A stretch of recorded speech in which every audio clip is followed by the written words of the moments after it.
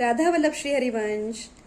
प्रल्हाद महाराजांना हिरण्यकश्यपूने खूप त्रास दिला, खूप त्रास दिला. का तर तू विष्णू नाव घेणं बंद कर आणि तू माझं नाव घे. पण शेवटपर्यंत प्रल्हाद महाराज काही थांबले नाही, कारण त्यांचं भगवंतांप्रती इतकं प्रेम होतं.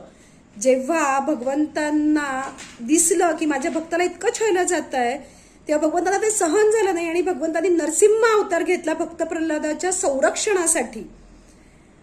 तेव्हा भगवंत प्रल्हाद महाराजांना म्हणाले की माझं हे 11 विक्रा रूप, भगवंतांचं इतकं 11 विक्रा रूप होतं की भगवंत म्हणाले की स्वतः ब्रह्मदेव मागून मला बघतायत, ते मला बघण्यासाठी पुढे येत नाहीयेत, इतके ते घाबरलेले आहेत.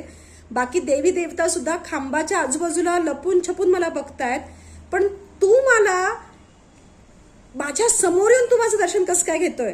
तेव्हा प्रल्हाद महाराजांनी इतकं सुंदर उत्तर दिलं. प्रल्हाद महाराज म्हणाले, मला जेव्हा ह्या सगळ्या वेदना होत होत्या, मला जेव्हा एवढे सगळे त्रास होत होते, तेव्हा मला खात्री होती की तुम्ही माझ्या संरक्षणासाठी येणार. माझ्या मनात कुठेच वर खाली नव्हतं की तुम्ही येणार नाही, कारण मला माहिती आहे तू भक्तासाठी येतोच. पण तेव्हा मी हा विचार करत होतो की जेव्हा तुम्ही माझ्या समोर याल तेव्हा मी तुमचं दर्शन कसं घेईन. मी ठरवलं होतं की पहिल्यांदा मी तुमचे चरण कमल बघीन, मग मी तुमचे गुडघे बघीन, मग मी तुमच्या मांड्या बघीन, मग मी तुमचं उदर बघीन, मग मी तुमचे वक्षस्थळ बघीन, मग मी तुमचा गळा बघीन आणि मग मी तुमच्या मुखकमलाचं दर्शन घेईन.